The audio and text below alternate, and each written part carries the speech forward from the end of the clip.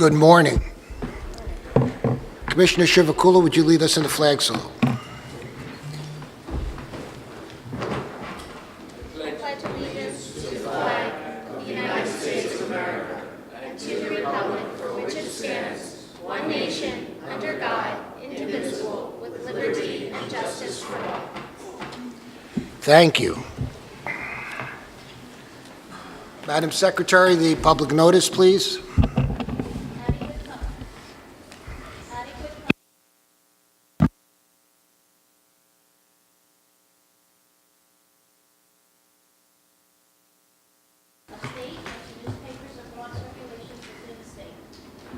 Roll call. Commissioner Holden. Here. Commissioner Solomon. Here. Commissioner Shivakula. Here. Commissioner Gordon. Here. President Williamson. Here. Next regularly scheduled meeting is, Our next meeting is scheduled for Wednesday, June 12th, 10 a.m. State House Annex, Committee Room 4. so we'll be in the same room. That's correct. Very good. I just have a couple of opening remarks. Oh.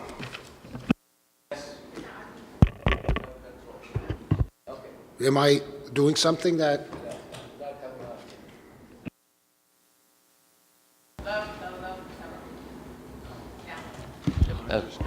Mine is. I don't know what happened. Mine is. Okay.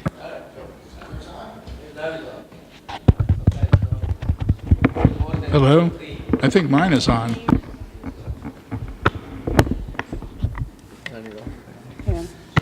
Is somebody we can call?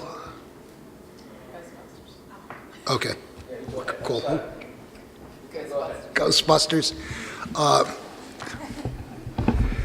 right, I want to take this opportunity to, you'll just have to yell for now. They're going to try to get it fixed, all right? To introduce some of the two new members of the BPU staff, I'm pleased to announce that our new general counsel, Abe Silverman, joined us today, his first meeting. There's Abe over there. I'm sure each and every one of you want to get to know him at some point. Abe comes with a wealth of experience and knowledge, and I'm sure that he will be of great service to the agency and to the state of New Jersey. So welcome, Abe. We also have Chris Calicello is also joining the BPU in our Division of Clean Energy. Is Chris here? Chris was, and this is always exciting for us to announce, Chris was previously a BPU intern, and he has decided to continue working with our team full-time, and we're certainly happy to have him. I know when we get to clean energy, Sarah's going to have some words, so I'm just going to be very brief. As you know, that we commemorated the Clean Energy Act 1 year from the time it was signed, and I just want to say that our staff has done a monumental job to get us to this point, as far as meeting deadlines, as far as achieving certain goals along the way, and they deserve a great deal of credit, and from me, certainly, and I'm sure from my colleagues, a great deal of admiration for the dedication and the hard work that they have put into this during the past year. So I want to publicly say thank you, and just brings us one step closer to 100% clean energy by 2050. Anyone else have any opening remarks? Yes, sir. This works. Thank you, President. Just wanted to say, now coming back from the Memorial Day weekend, and this happens to be May was declared as Asian American Heritage Month in 1990 by President Herbert Walker Bush, and I attended two celebrations, one at the DEP and one at the DOT. Just wanted to, I represent, I said I bring greetings from the board. Thank you.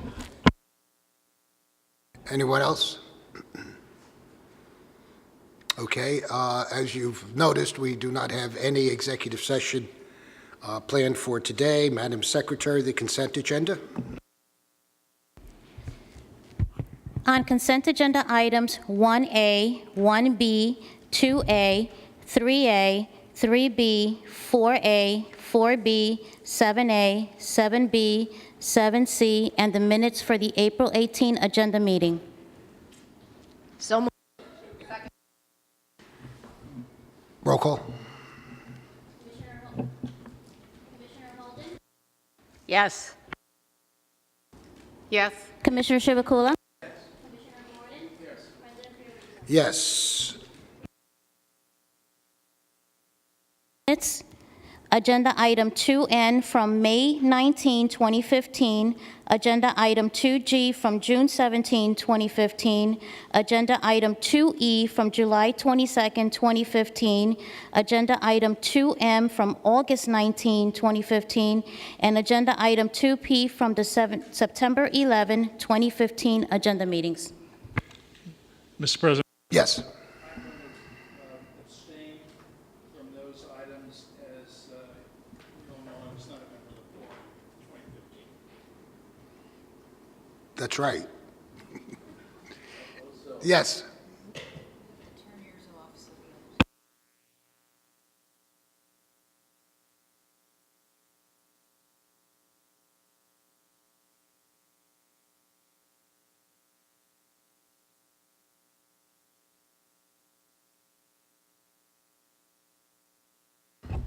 Roll call. Or did you mo? I'll move them. Second. Roll call. Commissioner Holden? Yes. President Fiordaliso? Yes. Okay, that brings us to the regular agenda, and the first item is regarding audits, and this is an audit of the administrative costs for the Universal Service Fund. Who's presenting? Yeah, I know, I will. Okay. Good morning, Commissioners. Item 1A pertains to the closeout of the Universal Service Fund's administrative affairs costs for fiscal year 2018. USF is a program that provides electric and gas grants to low-income New Jersey families to help defray the cost of their energy bills. The Department of Community Affairs, also referred to as the DCA, is the USF program administrator on behalf of the board. DCA requires approval each year of their administrative costs and expenses. On August 23, 2017, the board approved the fiscal year 2018 DCA USF administrative cost budget in the amount of $6,513,613. On March 14, 2019, DCA submitted a detailed USF administrative report for fiscal year 2018 administrative costs for a total of $6,350,103. The balance is approximately $163,510, or 2.5% below budget. The DCA administrative, 2.5% below the original budget. DCA administrative expenses continue to be around 5% of the total program costs of about $116 million. A large portion of the reduction in actual costs from the original budget are in the area of lower printing costs, postage, and professional fees. All fiscal year 2018 administrative expenses were reviewed by staff, and staff believes the DCA has adequately justified its fiscal year 2018 expenses. Staff is requesting that the board approve $6,350,103 to be withdrawn from the USF account to reimburse DCA for the administrative costs and close out fiscal year 2018. So moved. Questions? Comments? Roll call.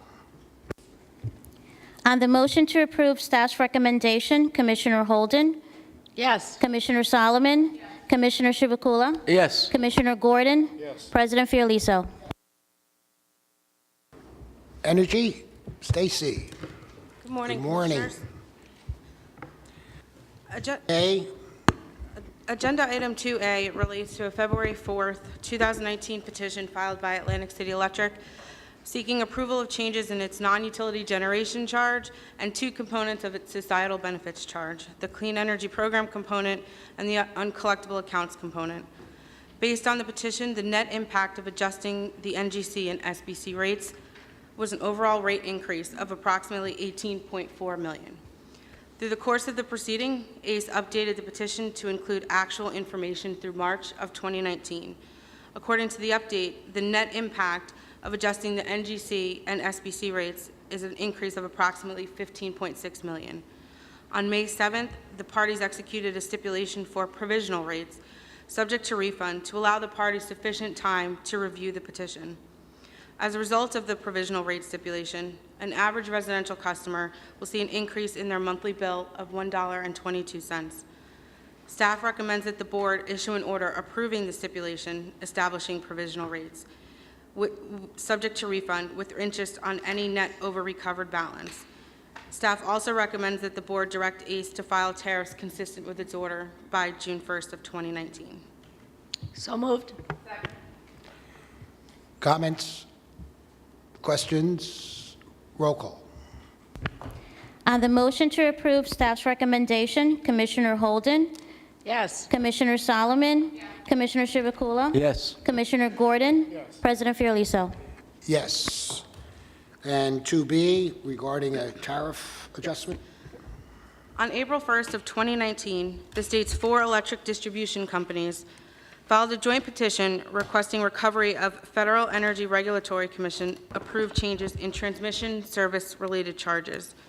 Through a series of board orders, the board has previously authorized the EDCs to modify their basic generation service, residential and small commercial pricing, and commercial and industrial energy pricing rates to reflect changes in their transmission charges resulting from FERC-approved changes. By order dated November 19th of 2018, the board approved the modified transmission charges resulting from a FERC-approved change effective December 1st of 2018. In that order, the board addressed a FERC reallocation related to the 7th Circuit settlement.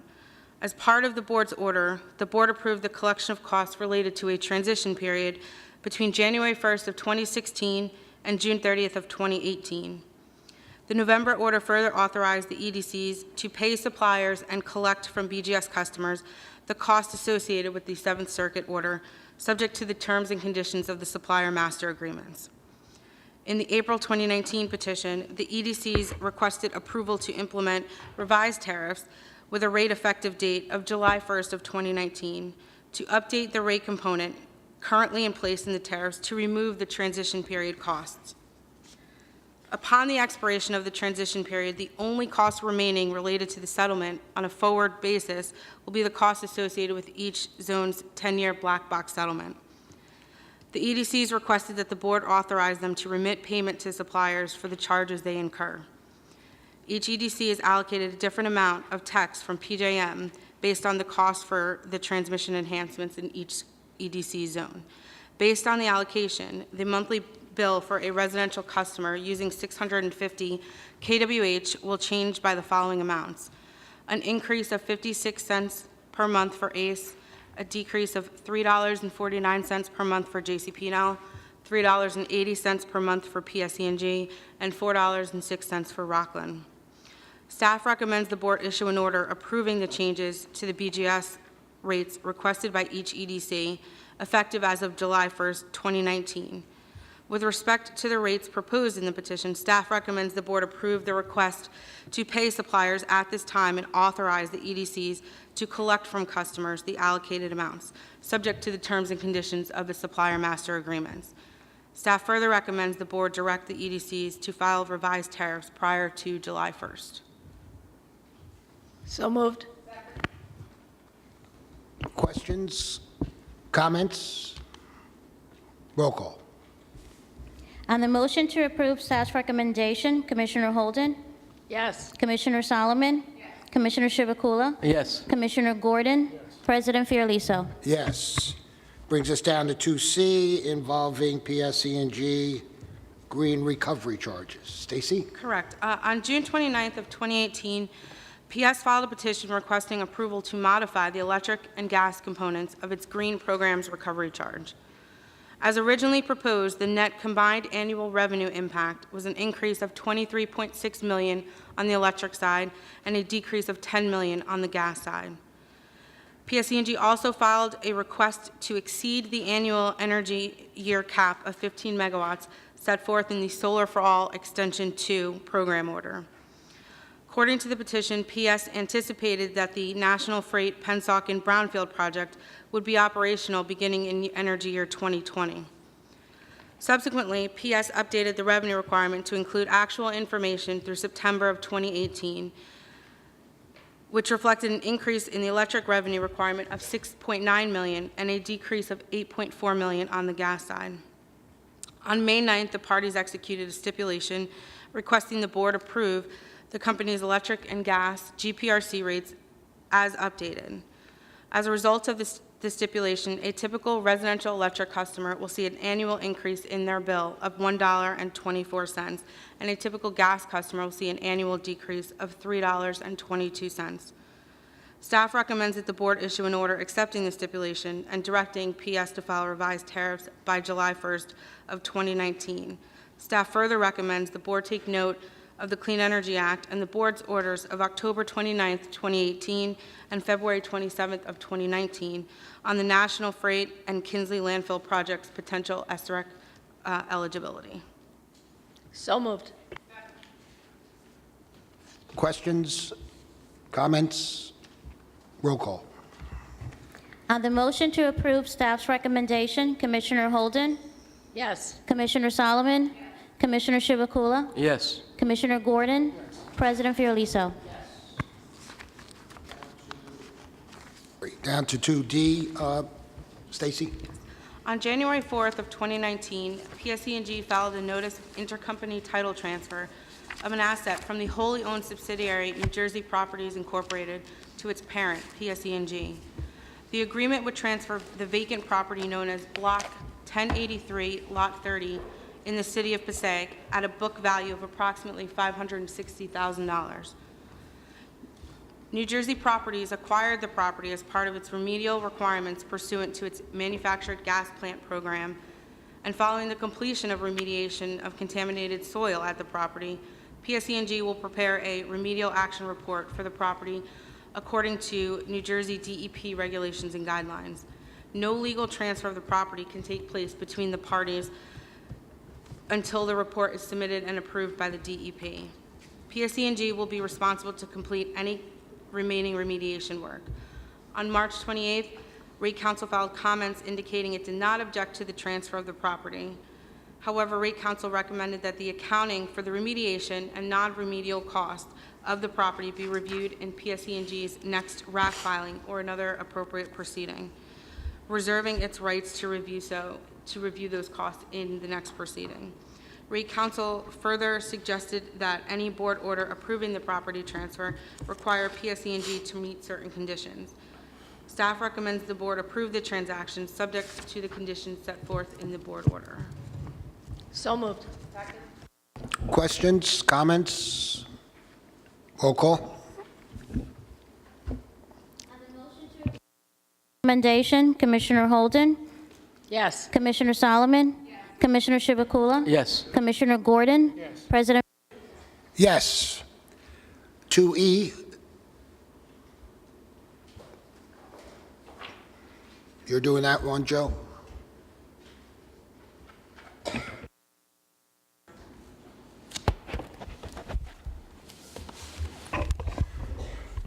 Thank you, Mr. President.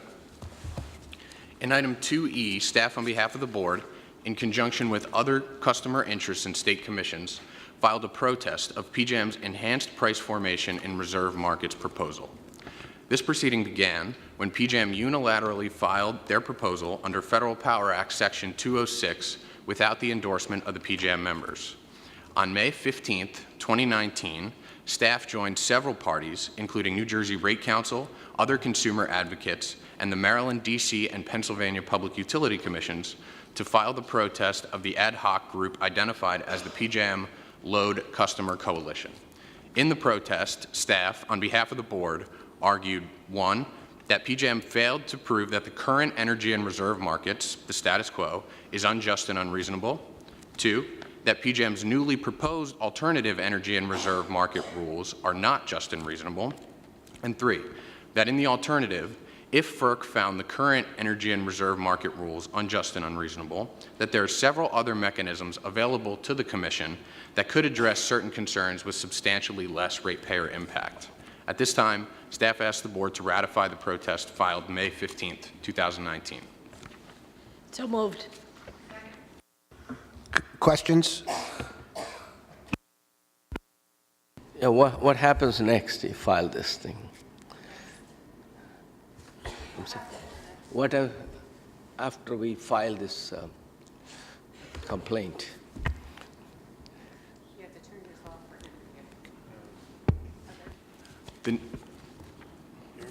The next step will be for certain parties to provide answers. They'll file answers. Staff will make further recommendations for further filings in this docket as necessary, and then FERC will issue an order on PJM's proposal under Section 206. There's no time frame for FERC action. How long do you think it'll take, now that they don't have a quorum? I don't have an estimate at this time, Commissioner.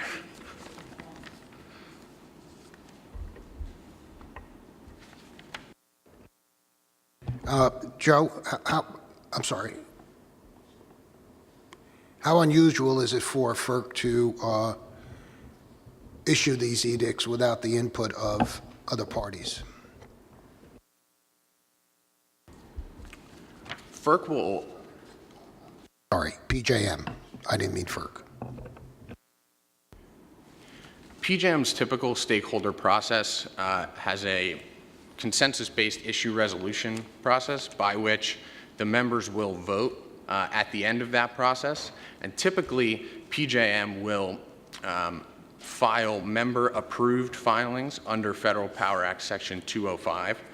It's only under unique circumstances where the PJM board will direct PJM staff to file under a heavier burden of Federal Power Act Section 206.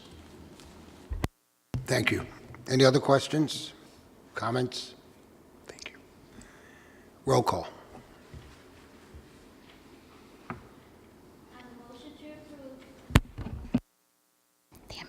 On the motion to approve staff's recommendation, Commissioner Holden? Yes. Commissioner Solomon? Yes. Commissioner Shivakula? Yes. Commissioner Gordon? Yes. President? Yes. And Joe, the one underneath that, that doesn't have a number, is that part of the same?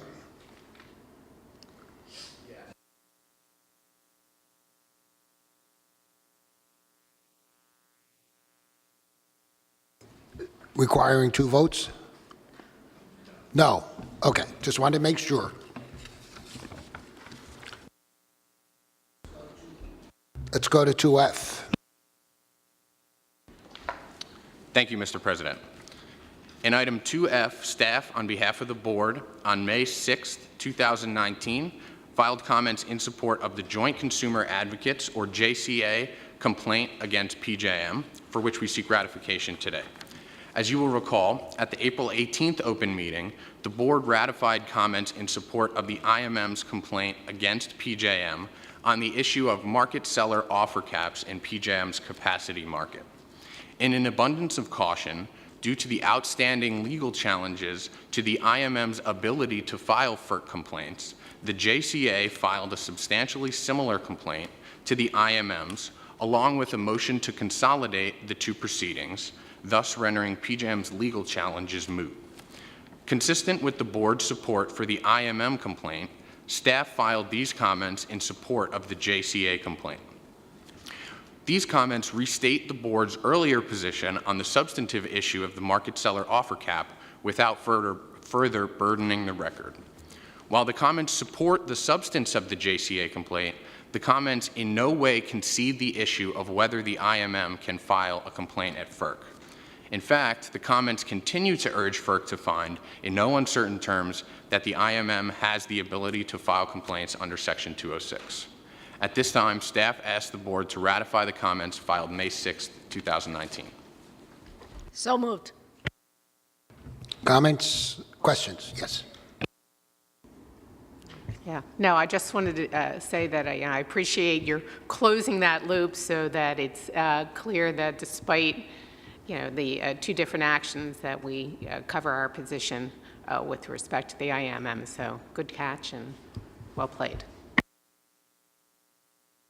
Any other questions, comments? Roll call, please.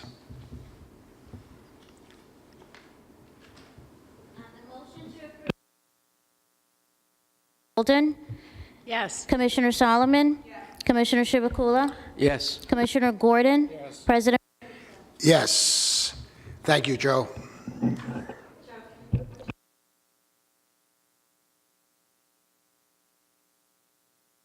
There are no items under cable television. There are no items under telecommunications. We're down to water. Mike, regarding a stipulation.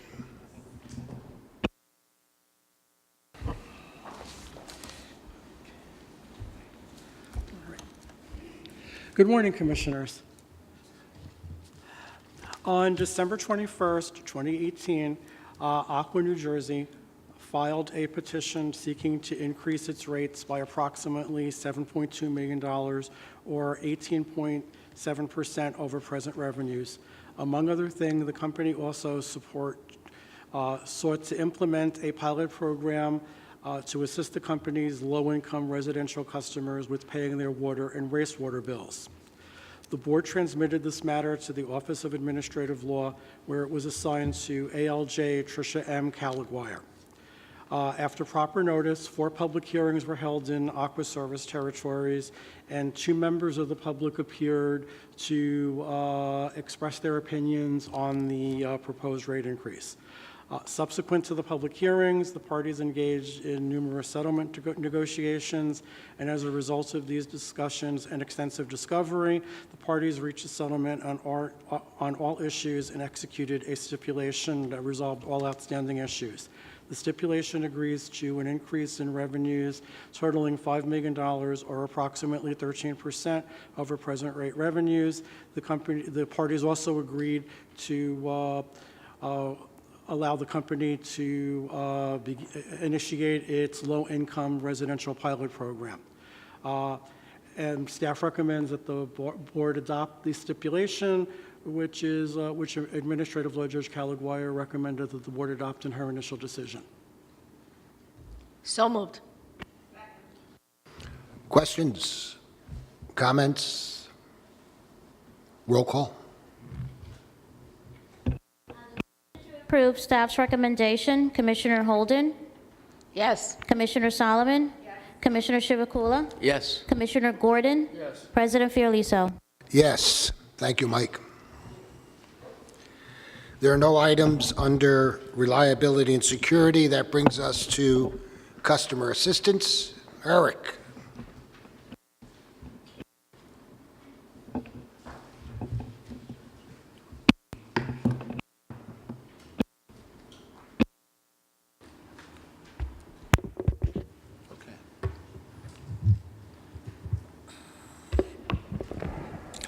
Good morning, Commissioners. Item 7A is a billing dispute between Mr. and Mrs. Richard Muller and Seward's Water Company of New Jersey. The petition in this matter was filed on July 11th, 2018, and in that petition, Mr. and Mrs. Muller stated they had received a high water bill for usage in the amount of $2,506.09.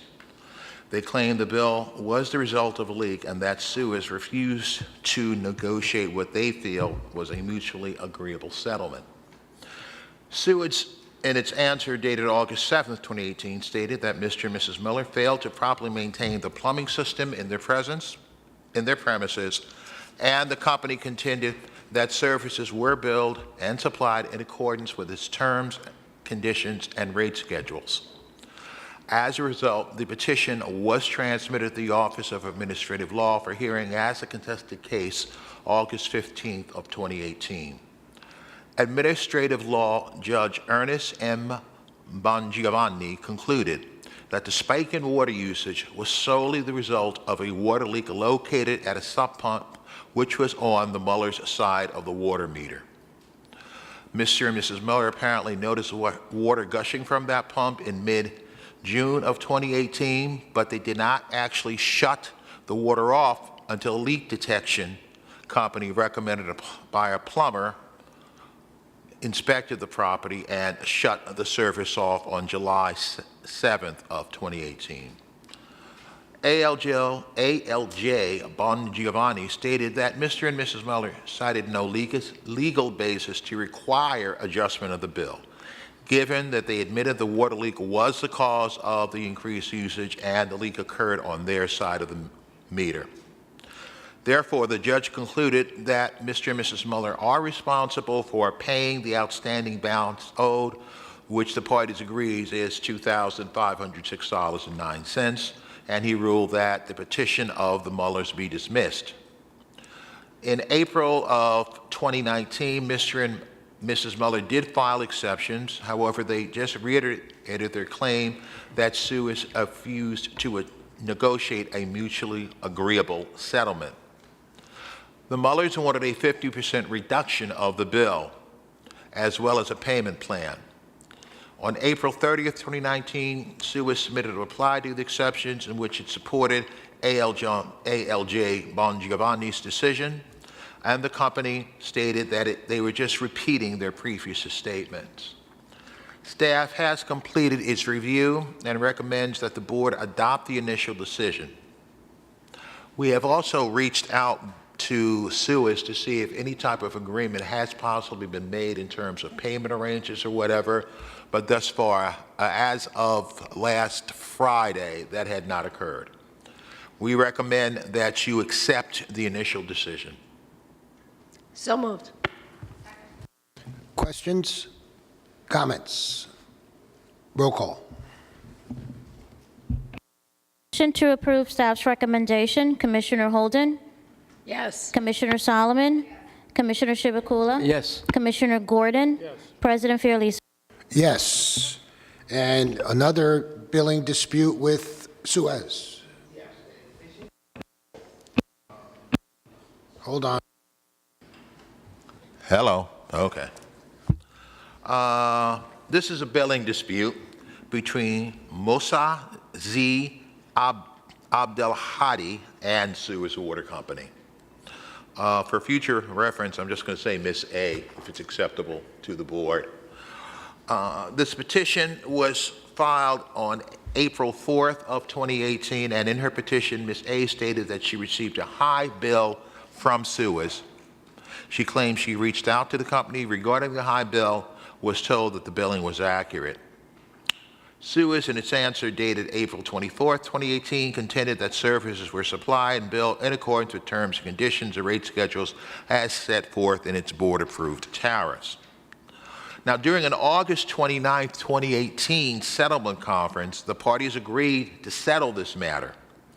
SUES prepared a stipulation of dismissal, but Ms. A never signed said stipulation.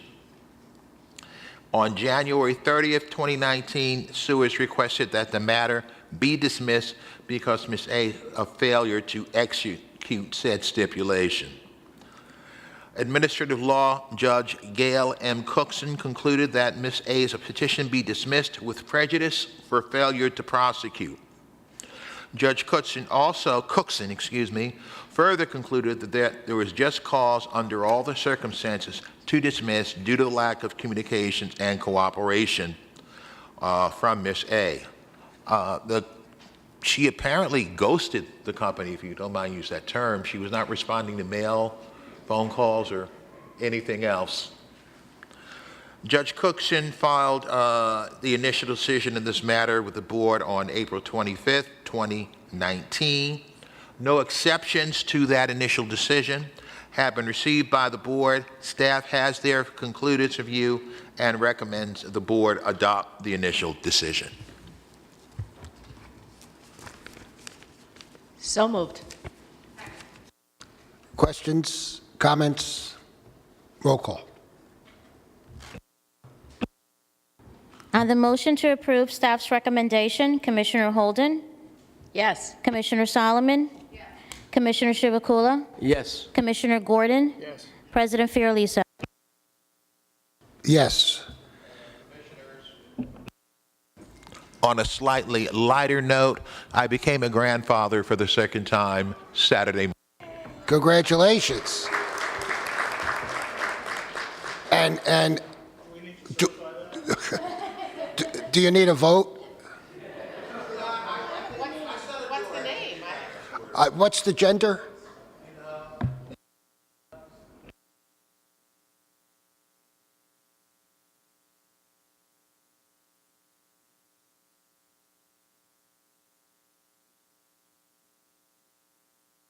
Amen.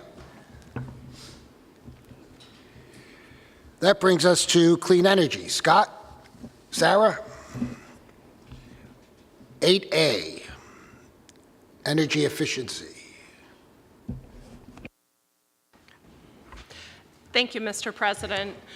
If I may start, I want to thank you and the other commissioners for all of your support over the past year.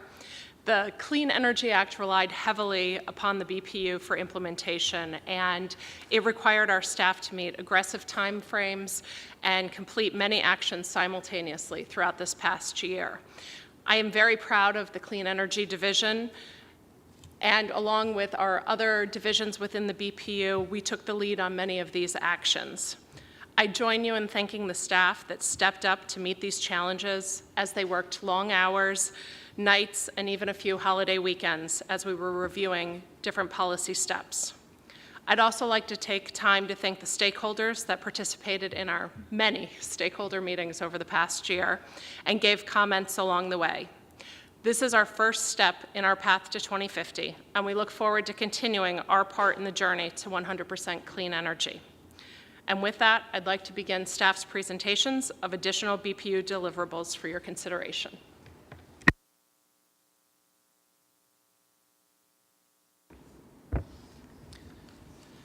Commissioners, item 8A is in the matter of implementing the Clean Energy Act's energy efficiency requirements with respect to the energy efficiency market potential study. For context, this item is the first of 3 related agenda items designed to implement provisions of the Clean Energy Act related to energy efficiency. The Act requires the board to complete a study within 1 year to determine energy savings targets and the time frame for achieving the reductions. The Act requires the board to adopt quantitative performance indicators for each utility, which establish reasonably achievable electricity and natural gas usage reduction targets, as well as peak demand reductions. Staff envision using the results of the energy efficiency potential study as a framework for engaging the advisory committee in the development of a straw proposal for stakeholder comment on details involving program design, implementation, evaluation, and cost recovery. We propose that the findings and recommendations in the report be considered preliminary, subject to the advisory group and stakeholder engagement, to inform a staff recommendation on final program details. As part of the study scope of work, staff and the consultant held 4 public stakeholder meetings from February 28 through May 3rd on data sources, measure characterization and model inputs, model results, and draft QPIs and utility targets and an incentive structure. A draft report was issued for public comment on May 9th. Public comments on the draft were requested by May 16th and are available through the Clean Energy Program's website. Optimal and board staff reviewed and incorporated comments from stakeholders in an appendix to the report. Staff recommends the board accept the final energy efficiency market potential study as complete, consistent with the requirements of the statute, and authorize the secretary of the board to notify the legislature via secretary's letter that the study is available for public review. So moved. I just have a couple of thoughts and comments on this. I think you mentioned it, Sarah, the number of stakeholder hearings was numerous, to say the least, and which takes a lot of time. And I think over the past year, we've probably had more stakeholder meetings than I can ever remember, and I've been here a while. But we wanted to get as much input as possible so that everybody felt that they had an opportunity to present their views and ideas. And obviously, everyone was in step with achieving that goal of, in 2050 of 100% clean energy. And again, compliments to the staff for those many hours and weekends and holidays that they spent in getting us to this point. It's much appreciated and has not gone unnoticed, I assure you. Any other comments? Yes, sir. Commissioner Gordon. I just want to confirm that by our vote today, we are simply acknowledging the completion of the report and officially receiving it, but not necessarily endorsing all of the findings. These are... I meant to mention that, Bob. We're accepting the report. And again, it's not an endorsement of what the findings are. It's just we accept it, basically, is what it is.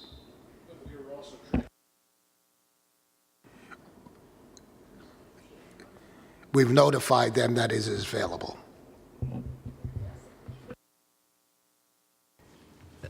What we are asking the board to do is to deem that we have met the statutory obligations of completing the study as set forth in the statute, and we are notifying the legislature that the study has been complete.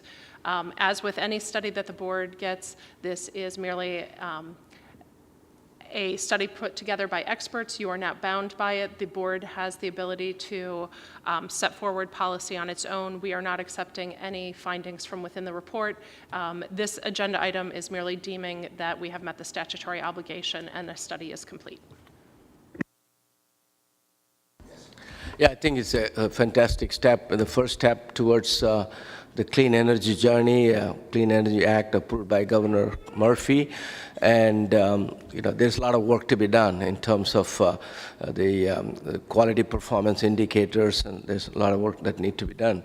And I just want to commend the staff for a great job. And would like to, the reason energy efficiency is important is that through energy efficiency, you generate energy called negawatt. That means you don't have to use the generation. So I think instead of a megawatt, it's a negawatt. And so I'm looking forward to working with the staff and the consultants. Thank you. Yeah, I wholeheartedly agree with those comments, Commissioner, especially in light of the time periods in which we've been operating and having to get comments from stakeholders, which everyone has mentioned. I think that we need to make it clear that, as Commissioner Gordon did, that these findings are preliminary. Hopefully the legislature will also recognize that just from the comments in the appendix that were attached to this report, that there were concerns with this study and some of the recommendations and the way that they were made, and that we are cognizant of those issues and will address them as we move forward, and that this is not going to be the end of this process.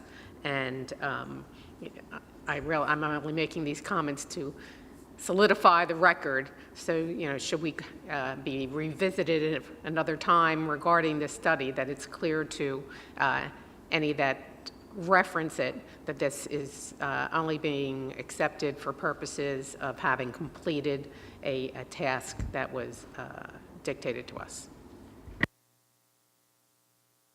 Any other comments, questions? I think we've made that clear. Roll call.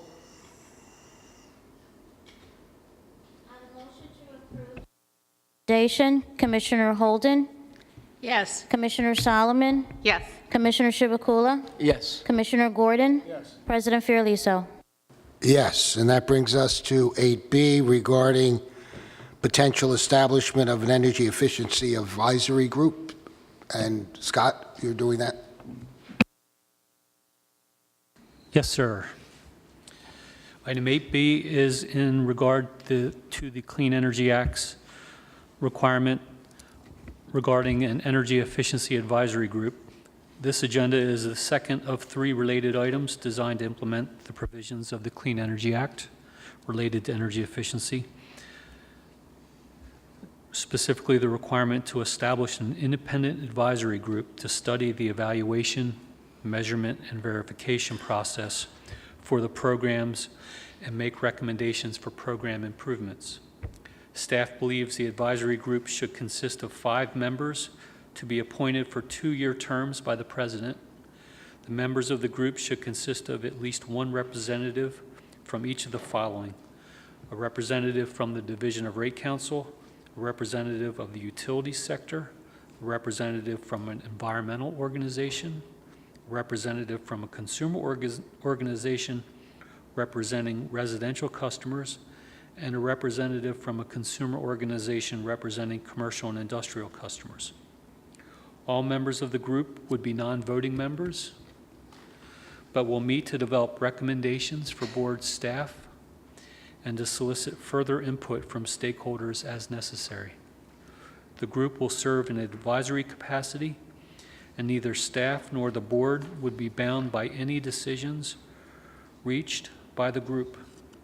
The advisory group would also assist board staff in developing a scope of work and requisite deliverables for the demographic analysis on market participation, barrier identification, and recommended solutions required of each electric public utility and gas public utility by the Act. Staff recommends that the board approve the establishment of an energy efficiency advisory group and their role as advisors to staff in the refinement of program planning details and the development of straw proposals for public stakeholder input. So moved. Second. And again, Scott, it's according to the Act itself, the establishment of this group. It's my understanding they're going to have, which is going to really have more stakeholder meetings, and we didn't have enough. And they're scheduled to meet through the summer, is that correct? Yes, Mr. President, we are anticipating that the advisory group would come together end of June, beginning of July, be able to meet over the summer. And yes, in addition, we will have additional public stakeholder meetings on this topic. Any other comments, questions? Yes, sir. I just have a friendly amendment because basically, traditionally we have been doing, the staff recommends that the board to authorize the president to make the appointment. This order seems to be slightly different because NJSA 48:3-51-87 calls for the board to make the appointment. If you don't mind, you can just amend it, yeah. You're making a motion? Second? Discussion? I think I share Commissioner Chivukula's concerns. I just think it's really important that we have there be some broad input into the nomination process to this board, and I'm a little concerned about just 5 members on this advisory board. I'm wondering whether we're going to get the full spectrum of opinion reflected in a small group. I know the group can't be unworkably large, but I think 5 might be a little small. And so I certainly second the commissioner's proposal. What does the Act say? How many members? The legislation says that the board shall establish an independent advisory group to study the evaluation, verification, and measurement process, and that it should include participants from the utility sector, rate council, consumer group, and environmental group. Staff had identified the 5 different participants based upon the act. I think, again, we were looking at in terms of timeframes and being able to have the advisory group meet. We were looking at having the president make the selection after the board had established the advisory group. And again, this is not to say that we are eliminating anyone's participation from this. We are still planning on having an active and robust public stakeholder process be part of this development in terms of being able to get the advisory group up and running and recognizing that we will be doing it over the summer. Staff had looked at focusing on the 4 groups recognized within the act, but differentiating the consumer group between residential and commercial and industrial, as sometimes they have different interests based on their usage. So the act definitely suggests or dictates who should be on this advisory board. Is that right?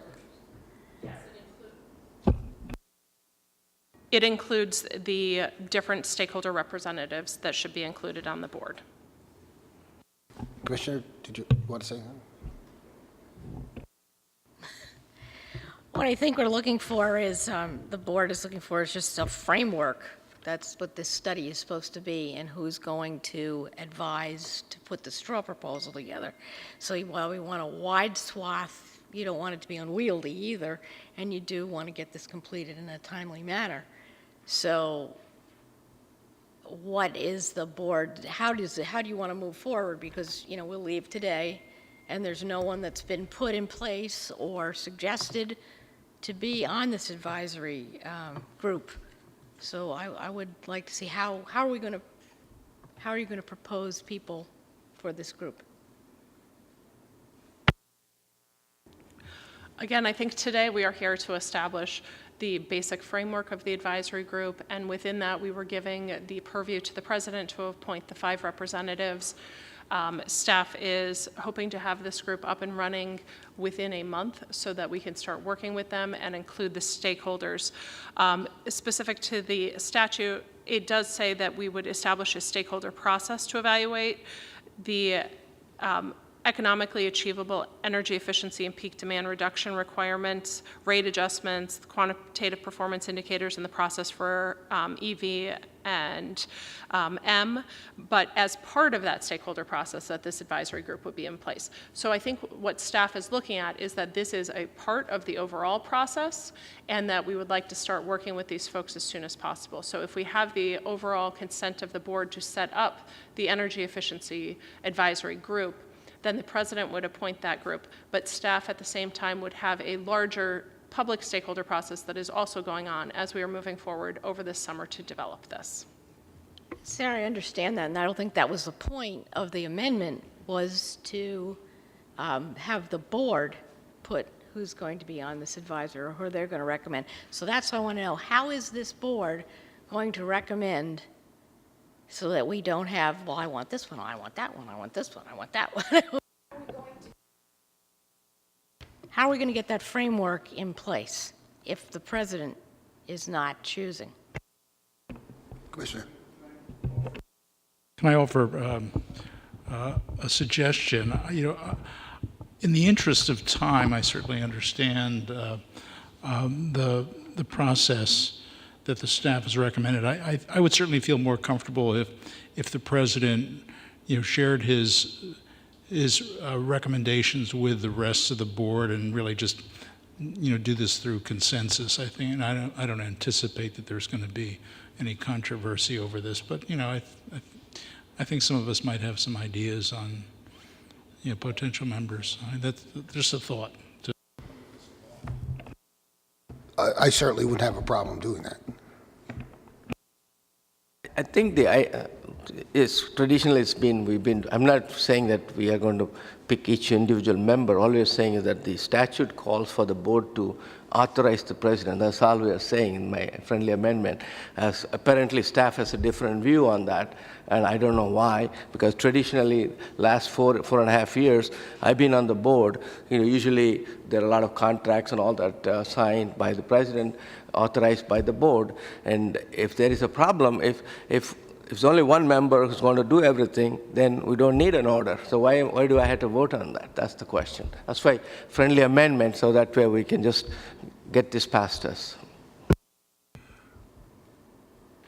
So you're suggesting that I select, and I just want to understand, so that... My friendly amendment called for board authorizes the president to pick the members. That's all it says. It doesn't, basically what staff has done, in the order, they have bypassed the board completely. If the board is bypassed... I see what you're saying. I see what you're... So you're saying the amendment should say the board authorizes the president. I don't see any controversy there. I think that the staff was looking at that as being implicit in the board approving this, but to state it explicitly, I don't think that staff has a problem with that. Okay.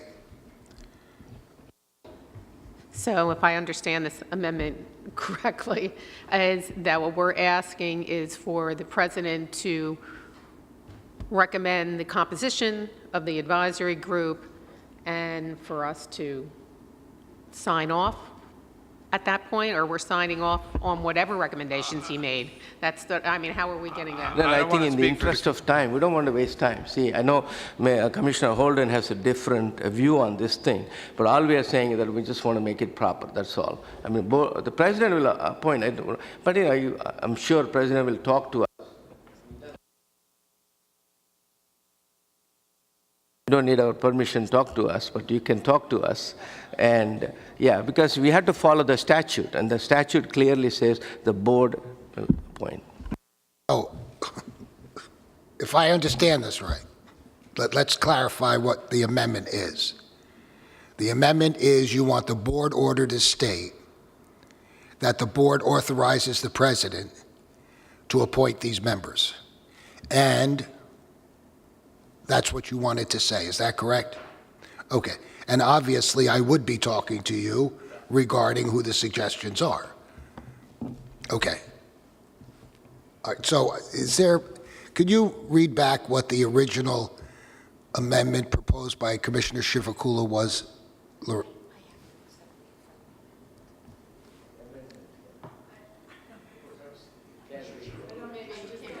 All right, Commissioner Shivakula, if you could just repeat the amendment. A friendly amendment goes like this, the board hereby authorizes board president to appoint the members, 5 members to the Energy Advisory Group, Industry Energy Advisory Group. And you second that? Okay, so your second is stands. Okay. Commissioner? And now that it's clarified, I will accept the friendly amendment since I made the original motion.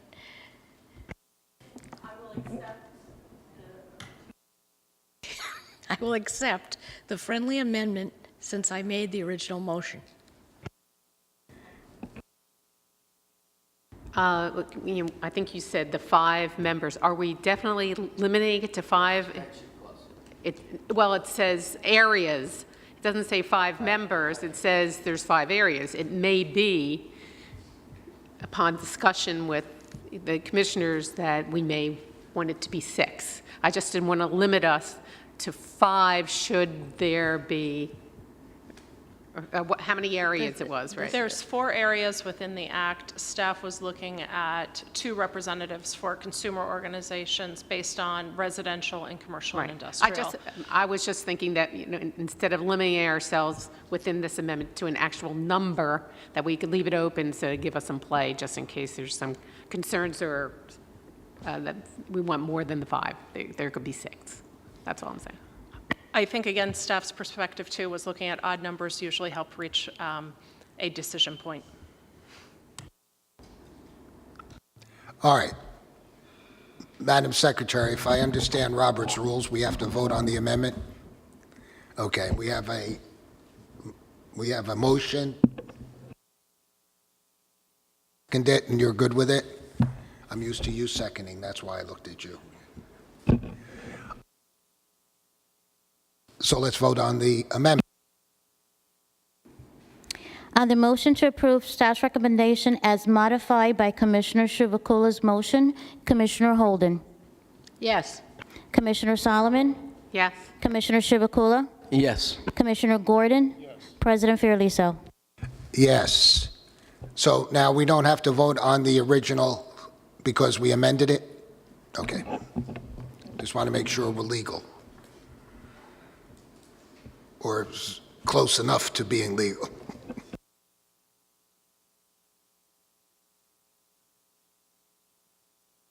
Okay, that brings us to 8C, which we're still in energy efficiency here, Scott. We're going to become so efficient. Yes, sir. This agenda item is the third of the 3 interrelated items designed to implement the provisions of the Clean Energy Act's energy efficiency provisions. The Act requires the Board to adopt an electric energy efficiency program and a natural gas energy efficiency program, which establishes minimum requirements for energy efficiency and demand reduction by each of the state's public electric and natural gas utilities. Staff views the previous 2 agenda items, the completion of the energy efficiency potential study and the establishment of an independent advisory group, as prerequisites, establishing a framework for the Board to develop the program requirements. Staff envision using the results of the energy efficiency potential study as a launching point, providing a preliminary framework for engaging the advisory group in the development of a straw proposal for stakeholder comment on details involving program design, implementation, evaluation, and cost recovery issues. We propose that the findings and recommendations in the report be considered preliminary, subject to the advisory group and stakeholder engagement to inform a staff recommendation on final program details. In the energy efficiency study, Optimal created what they believe to be realistic and achievable.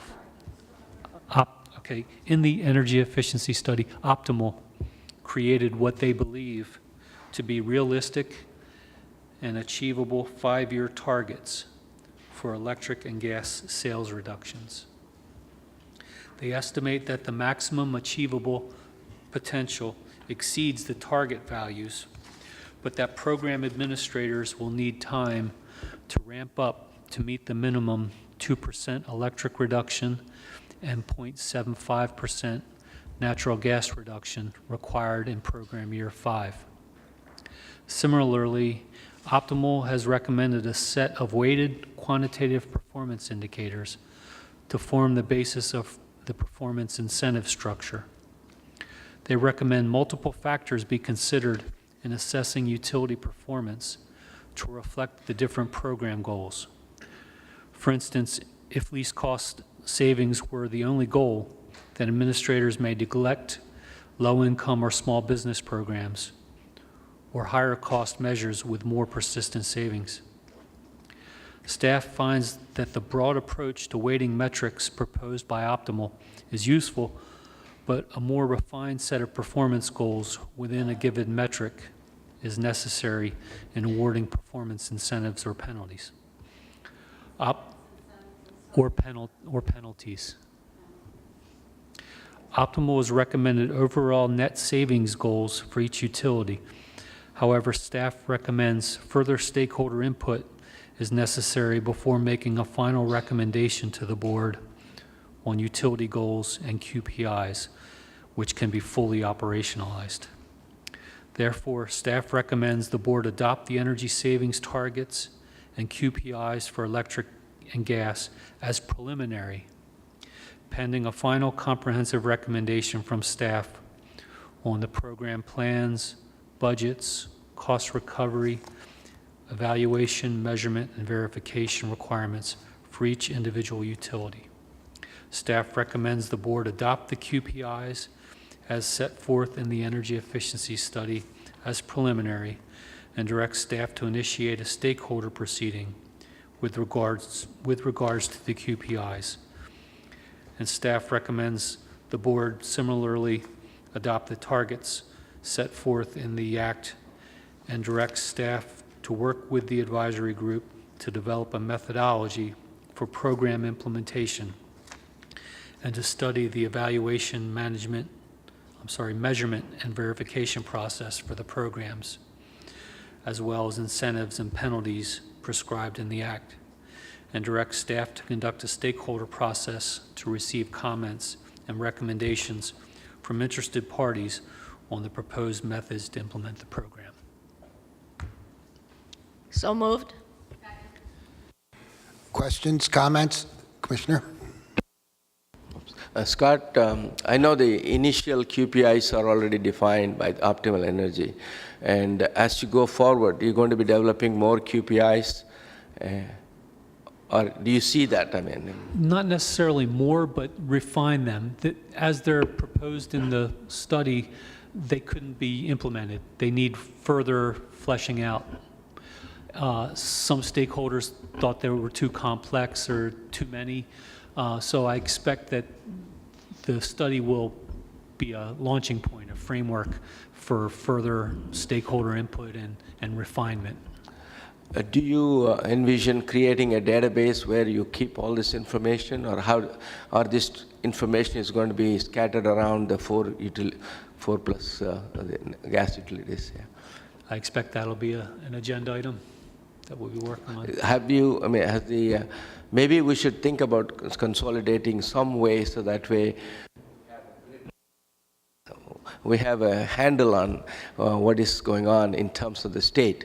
Because right now we don't know all the energy efficiency measures, all the investment we have made, more than $2.5 billion over the last 15, 16 years. To what extent and what did they yield in terms of energy efficiency? We have no clue. And I think we should, going forward, we can go back, at least going forward, we should have some kind of a grip on that.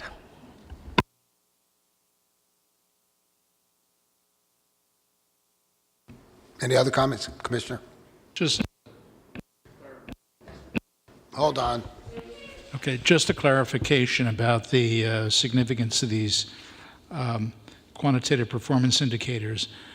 These are going to be used in determining whether the individual utilities are subject to either a penalty or will get some kind of incentive payment. Is that correct?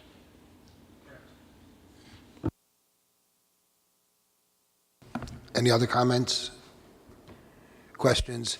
And what the Commissioner mentioned, something that we've been working toward for an awful lot of years, and has been a question, and I'm happy to see that we're moving in the direction where we can determine the benefits and things of that sort. I think ever since I got on the board, that has been a question, and we have to be able to demonstrate that what we're doing is working, and I think it is personally, but we have to be able to demonstrate that in black and white numbers, if you will. So I'm in full agreement. Any other comments? Roll call. On the motion to approve staff's recommendation, Commissioner Holden, Yes. Commissioner Solomon, Yes. Commissioner Chivukula, Yes. Commissioner Gordon, President Fiorelliso. Yes. And that brings us down to 8D regarding optimal voltage. Kevin, you the man, eh? Good morning. I'm here to present the staff recommendation for item 8D. The Clean Energy Act, which was signed into law last May, contained the following language. No later than 1 year after the date of enactment of PL 2018, Chapter 17, the Board of Public Utilities shall... Slow down because Lauren's fingers are falling off her hands. Sorry. I'm on, okay. Shall direct each electric public utility in the state to undertake a study to determine the optimal voltage for use in their respective distribution systems, including a consideration of voltage optimization. An electric public utility shall be entitled to full and timely recovery of the costs associated with this analysis. In regards to this section of the Clean Energy Act, staff engaged in a dialogue with the EDCs and with Rate Council. Through our conversations, we determined that while optimal voltage and voltage optimization have the potential to provide many positive outcomes for the state, there may also be potential drawbacks. We also came to learn that a lot of studies have already been conducted on this subject, including some by sister companies of New Jersey's electric distribution companies. Therefore, staff believes that the best path forward in order to extensively study this issue while limiting ratepayer exposure and preventing unnecessary work is to first conduct a study of what is known and what can be applied to the EDC's current distribution systems. With this knowledge at hand, the board will be able to best determine how to move forward on this issue. Staff recommends that the EDCs be instructed to jointly procure a consultant to perform this study and to extrapolate this data to their individual systems to provide the board with a clearer picture of how to proceed. Staff recommends that a copy of this RFP be made available to staff and Rate Council by June 28th, and that each individual company submit its report to the board by December 15th. So moved. And this will further, hopefully, enhance our knowledge as we go forward as to what we need and how to approach it. And the more knowledge we have, hopefully will help us to achieve our clean energy goals. So, any other comments? Yes, sir. Yeah, the voltage control for energy efficiency has been around for quite some time. I know I'm surprised that the EDCs are looking for a piloting this thing, but there must be something more to it. So either way, it's a good thing that we are going to use the voltage control as a means for achieving energy efficiency. Any other comments, questions? Roll call. On the motion to approve staff's recommendation, Commissioner Holden, Yes. Commissioner Solomon, Commissioner Chivukula, Yes. Commissioner Gordon, President Fiorelliso. Yes, and that brings us down to 8E, the BGS matter.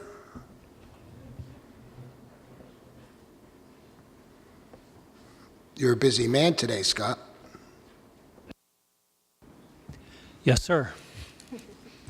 One of our hard workers. This item is a motion for reconsideration of the December 18, 2018 BGS order. On or about January 14, 2019, the Mid-Atlantic Renewable Energy Coalition filed a motion for reconsideration of the board's December 18, 2018 order, which addressed implementation of provisions of the Clean Energy Act of 2018. The act increased the total statewide solar renewable portfolio standard obligation, but exempts BGS supply with supply contracts that existed prior to passage of the law, and requires non-exempt BGS supply to account for the avoided increase in SREC requirements. MERIC, the Mid-Atlantic Renewable Energy Coalition requests the board reconsider its decision to change the RPS compliance policy, making the solar obligation a true carve-out of the New Jersey Class 1 obligation for non-exempt supply. Merrick requests the board clarify that the carve-out rule, if retained, applies only to the 2019 BGS auction and does not apply without board action to any future BGS auction. The rulemaking the board is presently undertaking or any other proceedings the board convenes implementing the relevant provisions of the Clean Energy Act. Staff recommends that the board deny Merrick's petition for reconsideration of the December order in light of the provisions of the Clean Energy Act, which require allocation of the increase in the solar RPS avoided by exempt BGS providers and the anticipated constraints posed by the law's cap on the compliance costs for solar and New Jersey Class 1 renewable energy. So moved. Questions, comments? Roll call. On the motion to approve staff's recommendation, Commissioner Holden, Yes. Commissioner Solomon, Commissioner Chivukula, Yes. Commissioner Gordon, President Fiorliso. Yes. That brings us to the last item under Clean Energy, and it's regarding the Solar Act of 2012. And that's you again, Scott.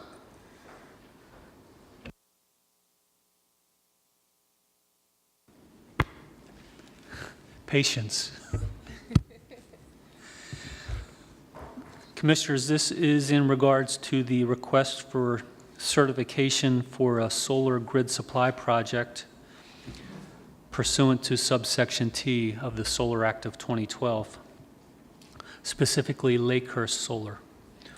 On June 19th, 2018, Lakehurst Solar submitted its application to the board to have its project certified as being located on a brownfield pursuant to subsection T.